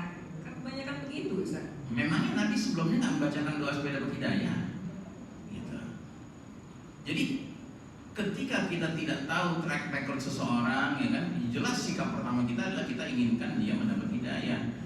Bahkan ada ayat yang mengatakan, laqad ja'akum rasulun min anfusikum azizun 'alaihi ma anittum harisun 'alaikum bil mu'minina raufur rahim. Telah datang kepada kalian seorang rasul dari tengah-tengah kalian sendiri, dari kaum kalian sendiri, yang sangat menginginkan keimanan dan keselamatan atas kalian. Jadi Nabi itu seorang manusia yang ambisi utamanya adalah melihat siapapun di muka bumi ini yang tadinya nggak dapat hidayah agar mendapat hidayah iman, supaya dengan iman itu dia selamat di dunia dan di akhirat. Itu semangatnya orang beriman begitu. Cuman ketika seseorang akhirnya sudah menunjukkan sikap zalimnya, ya kan, maka orang seperti ini sepatutnya ya kita harapkan supaya dia dicegah kezalimannya. Dan kalau mencegahnya itu tidak ada pilihan lain kecuali mendoakan kehancuran bagi dia, kematian bagi dia, ya so be it, begitu. Berarti Bu ya. Jadi itu bukan pilihan pertama. Ya, kalaulah Nabi tahu bahwa mereka akan membantai 70 sahabat, nggak mungkin dikirim dong, nggak mungkin dikirim. Jadi kan mereka punya niat baik, menunjukkan niat baik mau belajar Islam, jadi kirim dong duta-duta Islam. Nggak taunya dibantai, ya kan? Orang niatnya baik kok malah dihadapi dengan pembantaian. Gitu. Nah, jadi seperti itu. Kalau soal bicara mengharapkan hidayah, ya kita mengharapkan hidayah pada semua orang. Tapi kayak seorang Netanyahu, ya masih kita doain juga, mudah-mudahan Netanyahu dapat hidayah gitu. Padahal dia tiap hari ngebunuh terus, nggak berhenti dia ngebunuh, ya kan? Berarti yang lebih pantas untuk Netanyahu apa yang kita doain? Ya. Supaya dia segera ketemu dengan konsekuensi yang dia harapkan, yaitu neraka. Kan dia ngarepin neraka sebenarnya dengan sikap seperti itu. Ya. Malah kalau ibu mau lihat Bu, di surat At-Taubah 5152 itu rangkaian ayat tentang apa yang Allah perintahkan para mujahidin ucapkan ya ketika mereka sedang berjihad. Ada dua. Pertama, Allah menyuruh kepada mujahidin itu, katakan kepada musuh-musuh kalian ya, hei kalian musuh, yang kalian harapkan atas kami cuma ihdal husnayin, satu dari dua kebaikan. Apa itu satu dari dua kebaikan? Ish kariman atau mut syahidan, ya kan? Hidup mulia, menang, syariat Allah tegak, atau mati syahid. Jadi mujahid itu ketika ngadepin musuh, ya kan, dia katakan kepada musuh, ya kalian tahu nggak yang kami harapkan itu cuma satu dari dua kebaikan, atau kami menang atas kalian, atau kami mati syahid. Gitu. Makanya Abu Ubaidah, juru bicara mujahidin Gaza itu selalu mengakhiri pidatonya dengan mengingatkan ini, wa innahu la jihad nasrun aw istishhad. Inilah jihad, ya, menang atau mati syahid. Tapi bukan hanya itu. Di surat At-Taubah 52 itu Allah menyuruh kita mujahidin mengucapkan kepada musuh-musuh kita itu apa? Kita katakan pada mereka, dan yang kalian tunggu-tunggu cuma dua kemungkinan. Satu, azab Allah, atau azab Allah lewat tangan kami. Nah, gitu, ya kan? Ya, jadi artinya apa? Kita yakin kita berperang dengan musuh, ya kan? Itu udah nggak harapin lagi dapat hidayah, kok udah di medan perang, kok. Di medan perang ya imam kita yang membunuh, imam kita yang dibunuh, ya kan? Yuqatiluna fi sabilillah fayaqtuluna aw yuqtalun, ya kan, atau membunuh atau terbunuh, kan gitu. Ya karena sudah di medan perang. Begitu. Ya, nah, jadi yang kita harapkan bagi musuh cuma dua kemungkinan. Lo mati ketemu azab Allah, atau lo ketemu azab Allah lewat tangan aku. Gitu. Ya lewat tangan mujahidin yang begitu beraninya nempelin bom ke tanknya Israel jarak 0 gitu kan, terus kabur kan meledak. Nah, itu Masya Allah. Ya, begitu. Nah, itulah Islam. Jadi Islam itu kalau bicara niat awal selalu kebaikan. Gitu. Tapi kalau sudah akhirnya ketahuan nih, lo belangnya di sini, ya kan, berarti lo nggak bisa dihadapin dengan ucapan assalamualaikum. Lo mesti dihadapin dengan safe, dengan pedang. Tapi itu bukan pilihan pertama kita. Baik Ustaz, terima kasih. Gimana Ustaz? Jika ada masih bertanya apa bisa atau gimana? Cukup yang 3 tadi ya. Udah cukup saja. atas semua jawaban, dan mohon maaf kepada Bapak Ibu yang belum sempat untuk memberikan pertanyaan kepada Ustadz kita. Semoga kita diberi umur yang panjang sehingga kita bisa bertemu lagi dan bisa bertanya langsung kepada Ustadz kita. Oh ya, saat ini ada sedikit amanah untuk didoakan sebelum kita menuju ke doa.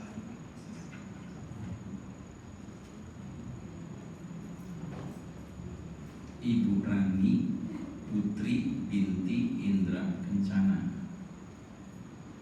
dan Ibu Banu Herwintrati. Ya, ini benar saya menyebut namanya? Benar, Ustaz. Benar ya? Maksudnya dua-duanya ini sedang sakit. Ya, Ibu Iya. Rani dan Ibu Banu ini. Iya, Ustaz. Oh, baik. Baik ya. Baik. Kita doakan dengan doa yang disunahkan Nabi sallallahu alaihi wasallam, ma yashfiyahuma, sallallahu alaihi wasallam, ma yashfiyahuma, Allahumma rabbal azim, Allahumma shfiyahuma birahmatika ya arhamar rahimin, Allahumma shfihim ya Allah, Ibu Rani dan Ibu Banu shifaan ajilan, shifaan la yughadiru saqama, wa sallallahu ala nabiyina Muhammadin wa alihi wasallam. Alhamdulillah.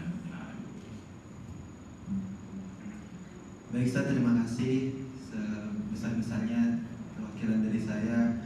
Semoga Ustaz tetap sehat, diberi umur yang panjang serta kehidupan yang berkah untuk senantiasa menebarkan ilmu Allah dan ilmu Rasulullah SAW. Kemudian beranjak ke acara berikutnya sebelum kita mengakhiri acara kita ini, yaitu doa Bapak Ibu hadirin hadirat para tamu undangan yang kami hormati. Demi rahmat dan keberkahan dari Allah pada acara kita pada pagi hari ini, mari sejenak kita merenung dan berdoa bersama-sama semata berharap ridho dan rahmat Allah Subhanahu wa taala yang akan dibimbing oleh Ustaz kita langsung pada saat dipersilakan. Baik, jemaah sekalian, mari kita akhiri majelis kita dengan berdoa. Kita harapkan Allah berikan keberkahan ke majelis kita ini. Allah jadikan ilmu yang kita terima bermanfaat dunia akhirat. Kita awali dengan doa dan awali doa dengan surat Al-Fatihah. Alhamdulillah.